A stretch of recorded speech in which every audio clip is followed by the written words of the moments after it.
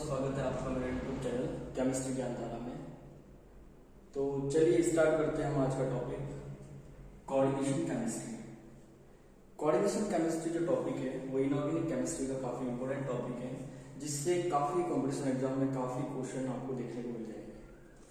तो चलिए हम स्टार्ट करते हैं कोऑर्डिनेशन केमिस्ट्री। कोऑर्डिनेशन केमिस्ट्री के अंतर्गत मेनली हम कॉम्प्लेक्स कंपाउंड जो होते हैं उनकी स्टडी करते हैं।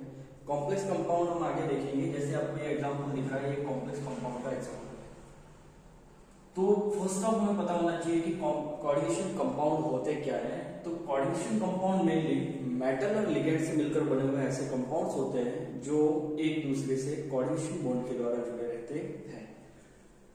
तो देखिए यहाँ पे मेटल और लिगेंड से मिलकर बने ऐसे यौगिक जो आपस में उपसहसंयोजी बंध के द्वारा जुड़े होते हैं, उपसहसंयोजी यौगिक या फिर कोऑर्डिनेशन कंपाउंड कहलाते हैं। और इन कोऑर्डिनेशन कंपाउंड को हम Ml मींस मेटल और लिगेंड और बीच में इस तरीके से कोऑर्डिनेशन बॉन्ड जो है, जिसको हम रिप्रेजेंट करते हैं एरो से, उसके द्वारा रिप्रेजेंट करके शो कर सकते हैं। यहाँ पे हमने एक एग्जांपल लिया है, इसमें निकेल जो दिख रहा है आपको वो सेंटर मेटल मींस मेटल की तरह यहाँ पे एक्ट कर रहा है, जबकि लिगेंड के फॉर्म में, लिगेंड का मतलब होता है डोनर एटम, जो कि अपने इलेक्ट्रॉन किसी भी स्पीशीज को डोनेट करता है, वो होता है लिगेंड।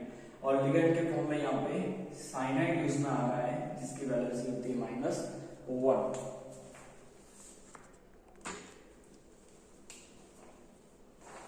अगला पॉइंट देखते हम, कोऑर्डिनेशन बॉन्ड को एरो के द्वारा रिप्रेजेंट किया जाता है। इस तरीके से कोऑर्डिनेशन बॉन्ड को हम रिप्रेजेंट करते हैं। कोऑर्डिनेशन बॉन्ड में जिस तरफ एरो होता है, मींस यहाँ पे अगर हम इस तरीके से दिखाएं ये एरो और यहाँ पे हम लिखे लिगेंड, तो ये L और इस एरो का मतलब होता है कि लिगेंड अपने इलेक्ट्रॉन डोनेट कर रहा है, और जो इस लिगेंड के इलेक्ट्रॉन को लेता है हम इसको यहाँ पे आगे की तरफ लिखते हैं। मींस ये रिप्रेजेंट कर रहा है यहाँ पे कि एक मेटल लिगेंड से 2 इलेक्ट्रॉन को एक्सेप्ट कर रहा है। तो कोऑर्डिनेशन बॉन्ड को हम एरो के द्वारा प्रदर्शित कर सकते हैं, किया जाता है। उपसहसंयोजक यौगिक में मेटल इलेक्ट्रॉन ग्राही मींस जो लुईस अम्ल तथा लिगेंड जो होता है वो इलेक्ट्रॉन दाता मींस लुईस क्षार की तरह व्यवहार करते हैं।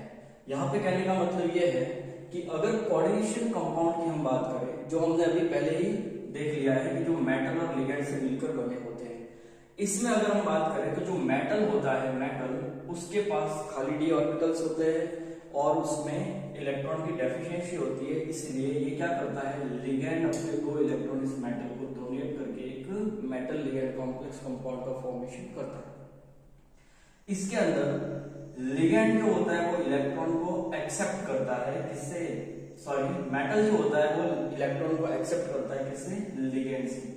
इट मींस यहाँ पे जो लिगेंड है वो इलेक्ट्रॉन दाता की तरह बिहेव करता है। यहाँ पे इलेक्ट्रॉन जो है इलेक्ट्रॉन डोनेटिंग स्पीशीज, लिगेंड जो होता है वो इलेक्ट्रॉन डोनेटिंग स्पीशीज की तरह बिहेव करता है। और जो इलेक्ट्रॉन डोनेट करता है, इलेक्ट्रॉन पेयर को जो डोनेट करता है वो हमें पता है लुईस बेस की तरह बिहेव करेगा।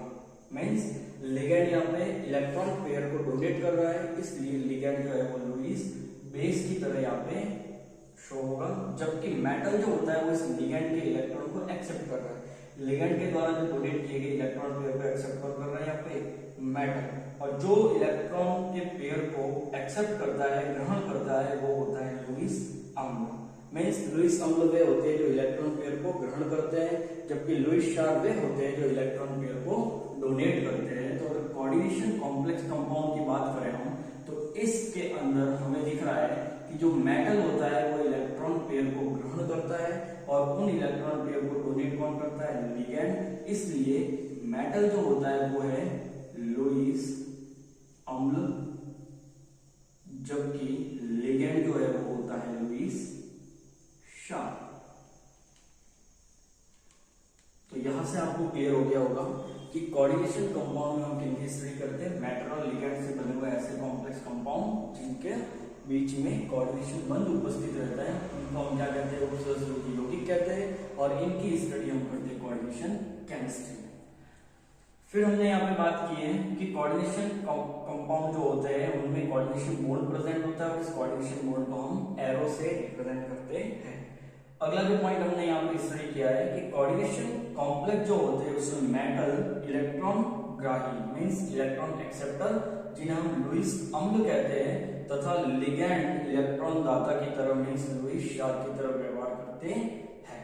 चलिए ऊपर जो दिया हुआ एग्जांपल हमने लिया था उसको हम यहाँ पे लिखते हैं। तो इसको जो निकल टेट्रासाइनाइड का हमने एग्जांपल लिया था NiCN4 का, उसको हम इस तरीके से रिप्रेजेंट कर सकते हैं। यहाँ पे सेंटर मेटल जो आ गया निकिल आ गया, ठीक है, और वो अपने चारों तरफ 4 CN जो है वो लिगेंड की तरह जो काम करते हैं उनसे घिरा हुआ है यहाँ पे, ठीक है। तो इस तरीके से ये क्या होता है, सराउंडिंग निकिल जो होता है अपने सराउंडिंग CN से घिरा रहता है।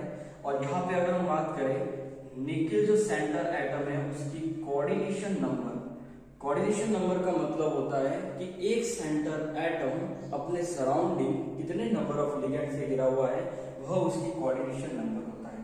तो यहाँ पे अगर हम बात करें निकिल, तो निकिल कितने 1 2 3 और 4 CN से घिरा हुआ है, इसलिए इस निकिल का कोऑर्डिनेशन नंबर होगा 4। आगे हम डिफरेंट एग्जांपल्स की बात करेंगे जो बाइडेंटल, ट्राइडेंटल, मोनोडेंटल इस तरीके से, तो उनमें अलग अलग कोऑर्डिनेशन किस तरीके से कोऑर्डिनेशन नंबर निकाले जाते हैं उनकी हम बात आगे जरूर करेंगे। तो यहाँ तक एक बार आप नोट डाउन कर लीजिए, फिर हम इसका अगला टॉपिक जो है इनऑर्गेनिक कंपाउंड्स कौन कौन से होते हैं, उनकी इनऑर्गेनिक सॉल्ट जो होते हैं उनकी हम बात करेंगे।